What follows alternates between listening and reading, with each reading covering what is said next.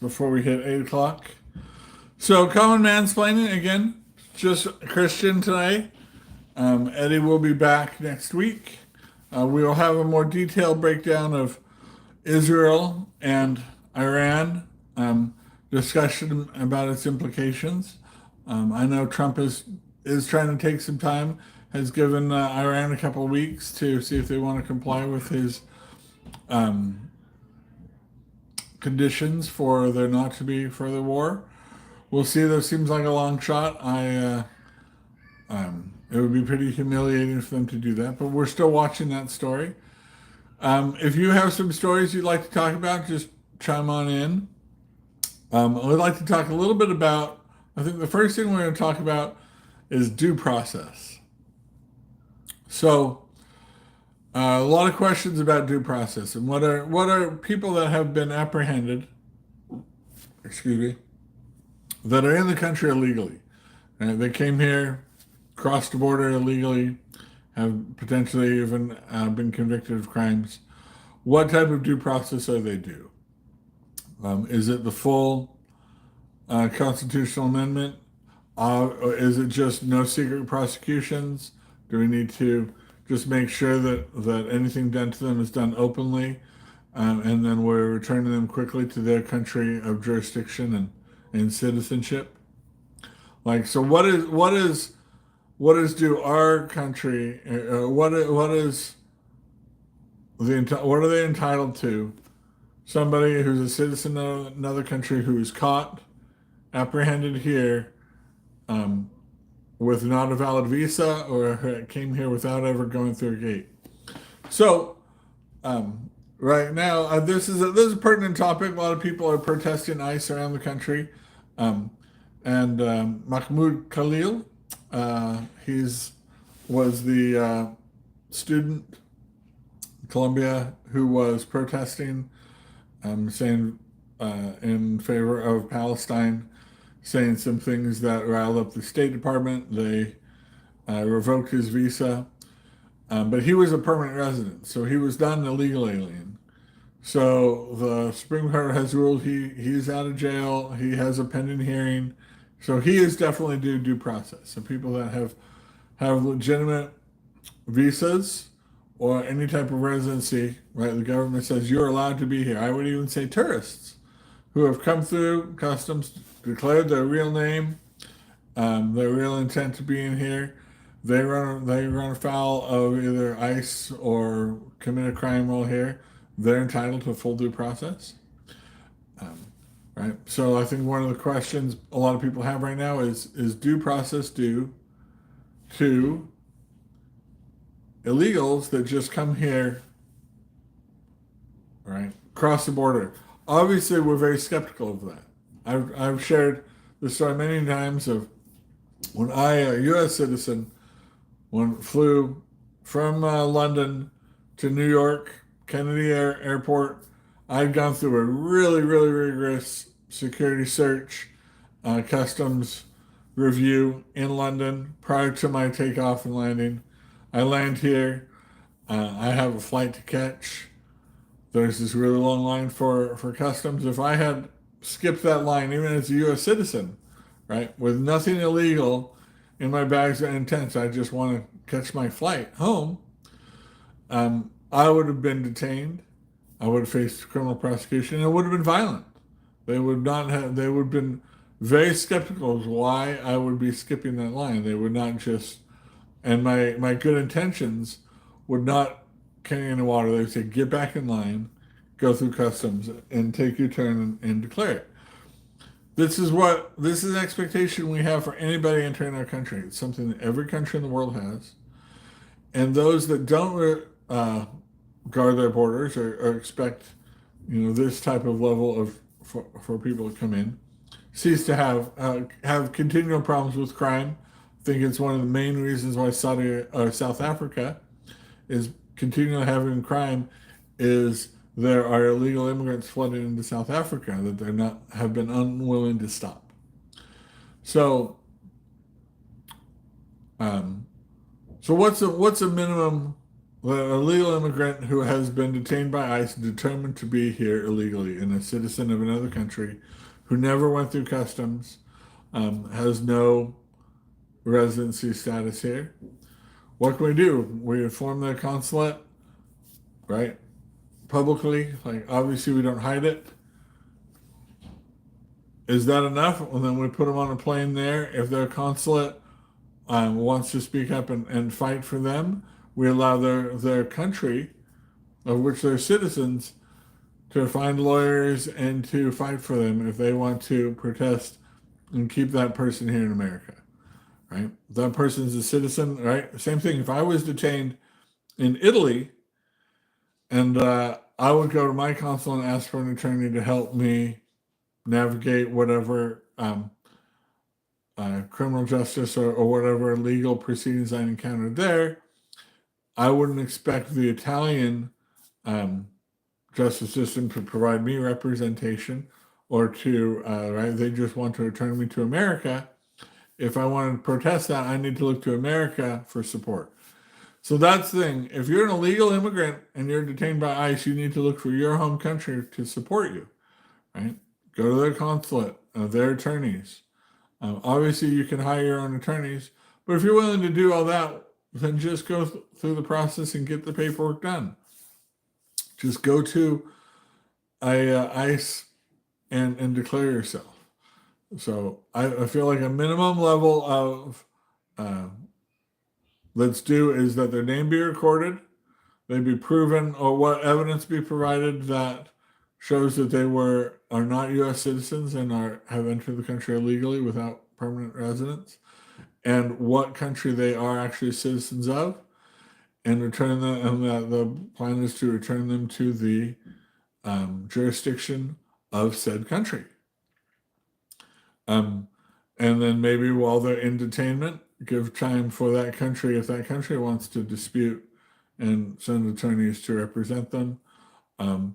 A modest waiting period, maybe 24 to 48 hours, for the other country to respond to their detainment, and then if not, they're returned there. Now, obviously, if you have any type of residency where you have been blessed, our country has allowed you in here, and you're doing it the right way, you're entitled to every step of due process that we have, which is right.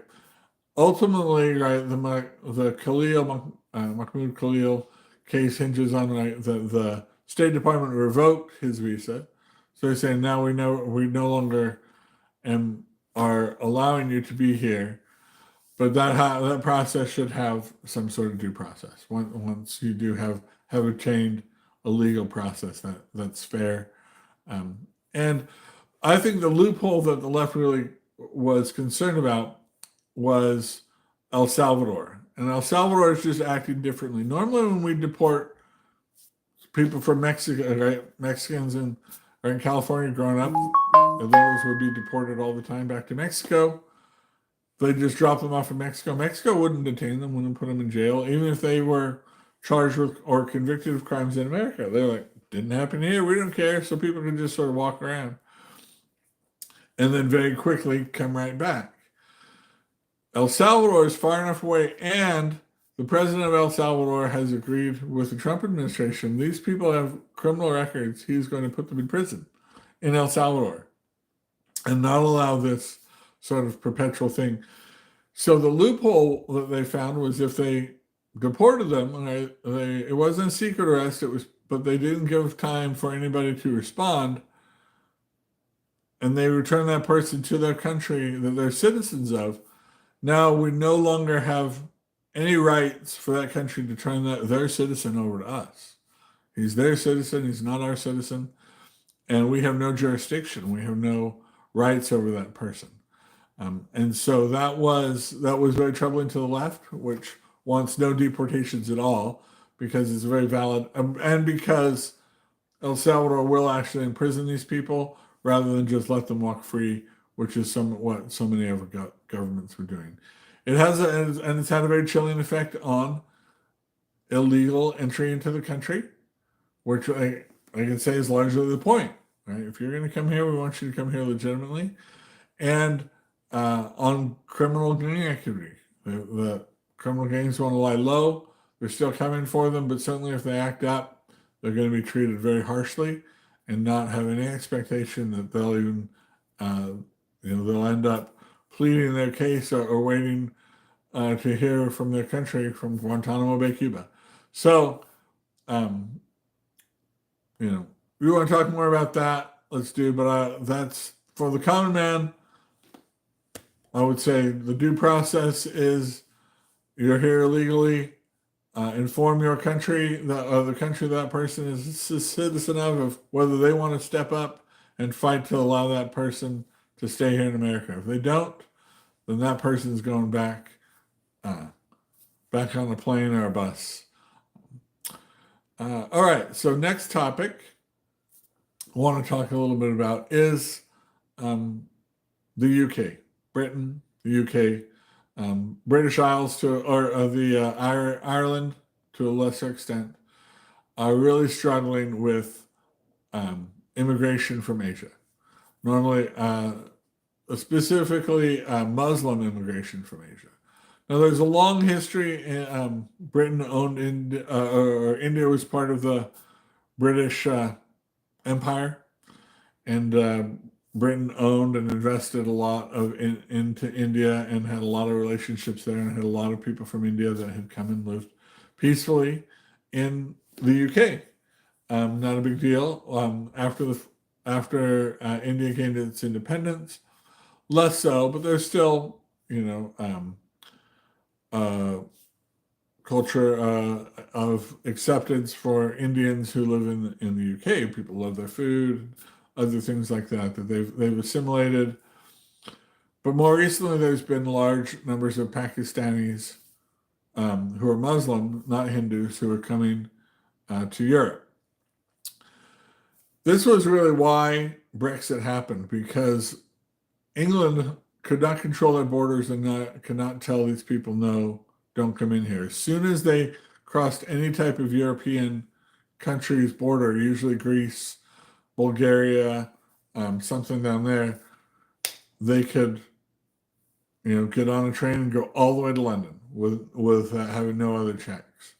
And Brussels wanted it that way. Brussels was not going to let Great Britain limit immigration for foreign nationals, especially Muslims. And while the numbers that they'd been coming for during the 80s and 90s had been sustainable and they'd allowed them to integrate, the numbers had really exploded in the 21st century to more than they can integrate. They now live in ghettos, essentially communities where it's all Muslim Pakistanis, and they don't have to integrate, and it's very dangerous. And then they've started committing crimes, very serious clashes with British culture. And Britain voted for Brexit, even with all the other problems that Brexit has brought them, which the media have been happy to report: economic issues, supply chain issues, higher prices, problems for Britain's farmers, other things like that. It was worth them to pay that price to, again, give Britain, the United Kingdom, control over their immigration and not have Brussels or the UK or the European Union determine what their immigration policies were. That was fine. They had since Brexit, they had a conservative or the Tory government in charge. That government would be as much more to the left than the Republican Party here in America, and much farther to the left on immigration than Donald Trump. And so they had records of they were becoming not very effective. They weren't taking things very seriously, and some of these crimes, the Rotherham rape case, these things weren't taken seriously, and they were more concerned about public outrage and inciting violence against immigrants than actually punishing and stopping the behavior. So the behavior continued far longer than it should have because people were intimidated and scared of being called racist or scared of telling the truth. And people that did tell the truth, they're the ones that were gone after much more harshly than even the criminals violating and abusing British citizens. Now there's a reckoning. The public knows about this. There's going to be a public inquiry. Tommy Robinson has been a big proponent of getting out and saying things that the elites feel are too inflammatory and need to not be said. Whether they're true or not, they need to not be reported. So Tommy has had no freedom of speech. There's no freedom of speech in Great Britain right now.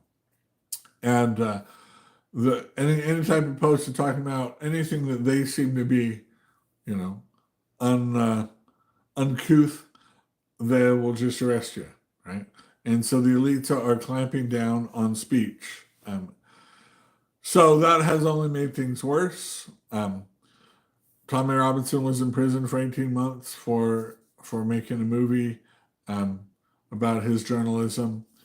He's finally been released from that, but he has had to take down his movie. They're fighting through some things, but and potentially people, if the British public, they made a mistake. They were frustrated with the Conservative Party, had an election, and voted in the Labour Party, which is the far left party. They got less than 40% of the vote, but it was enough for them to win Parliament, and so now they have wide power. Now Labour considers Pakistanis their political allies, more likely to vote for them. So they have no interest in clamping down on their unfettered immigration or on their criminal activity, and certainly not with them being tainted or accused of these heinous acts, even the ones they've been convicted of, talking about it. There have been some violent incidents from some people of Middle Eastern and Asian descent, violence committed against British nationals that have erupted in street protests. They've come down on these protesters harder than the people committing the murders and the crimes. So this is something that they're dealing with. There's another political party called UK Reform. They're considered a little bit more genuinely right, maybe closer to the Republican Party in America, not exactly analogous, but not as sort of center left as the UK Tory or Conservative Party. Certainly not socialist or far left like Labour is. But they're the only ones who are serious about stopping the unfettered Muslim immigration into Great Britain, give these people time that are in the country to integrate, deal with the criminals, set the expectation that this type of behavior will not be allowed. It will be publicized. You will face consequences for it. And possibly even encourage those to return back to their country. Now, there's more people that want to immigrate to Great Britain from India or from Pakistan than from India, because India is just doing a lot better. You have a lot more freedoms there. There's economic growth. Pakistan has a lot of problems. And so a lot of people want to leave Pakistan. It's not nearly as prosperous. And the place they want to come are where all their friends and family are and where they'll be treated to a very generous government benefit. So it's created this sort of unholy cycle. And now I want to contrast but the UK at least has some people speaking up now. There is going to be a national inquiry. Public opinion is starting to change, and the UK Reform Party is starting to get more and more support. And there's a chance that they could win the next election, and this issue could be taken seriously. Now, Ireland, you can contrast to Great Britain, similar sort of populace, but they stayed in the EU. They didn't do Brexit. So their immigration is controlled by Brussels, by the European Union. And the European Union has a lot of Middle Eastern, Arab, and Asian Muslims that have flooded into Europe. They're in Brussels and Belgium and Paris and Calais and Sweden, other places.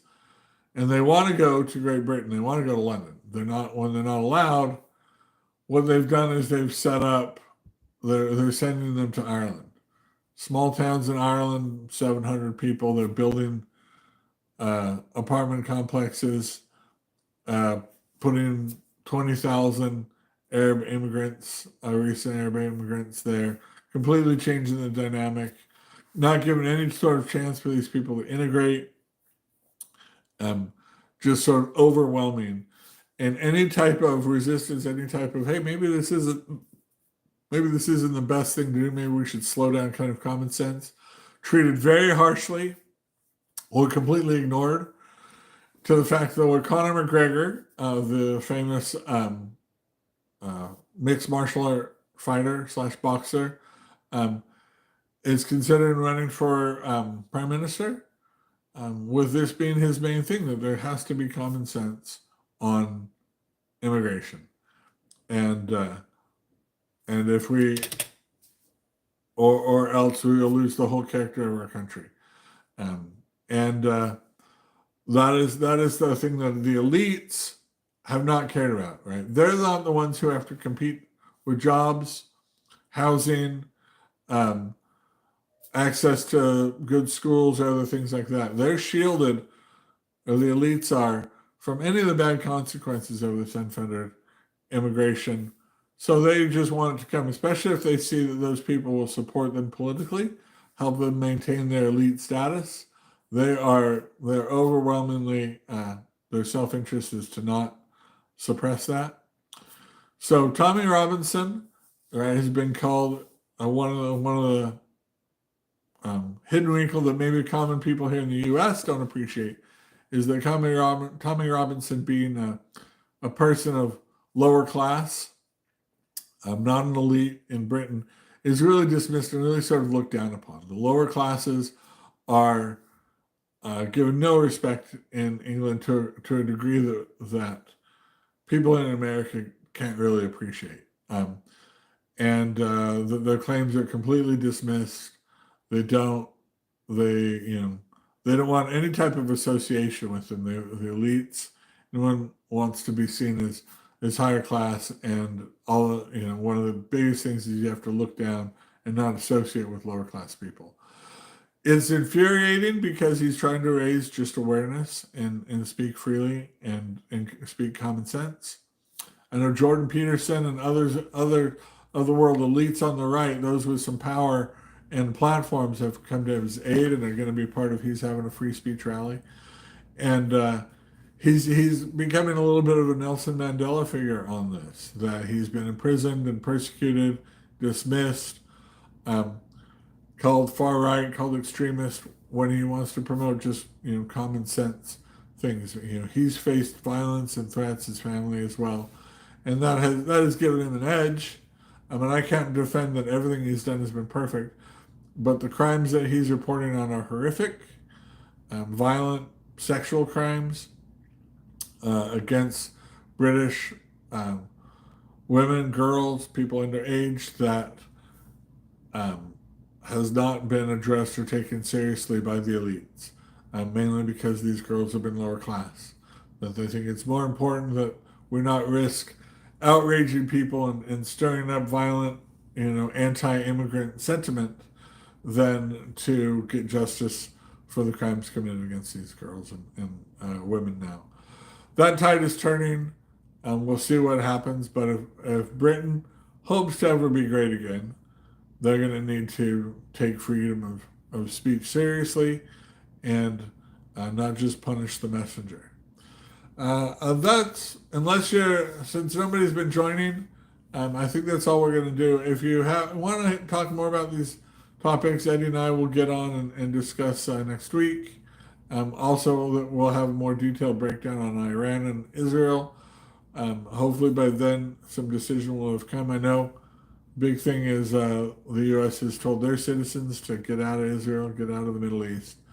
So once again, the Middle East will become inflamed. For the 100th time in my lifetime, it might sound like a broken record, but at this point, right, the world is better off with Iraq not being hostile, with Syria not being hostile, with Lebanon not being hostile, with Hamas and the Palestinians not being hostile. Even if we have to go through painful wars to get there, now Iran has brought it on, and they've been a thorn in the West Side and not letting us live in peace. And it's going to take some struggle. But if we want peace, Iran's got to be dealt with, and that's just common sense. So let me know what else you want to talk about, and I will talk to you later. Thanks for watching always on Common Mansplaining.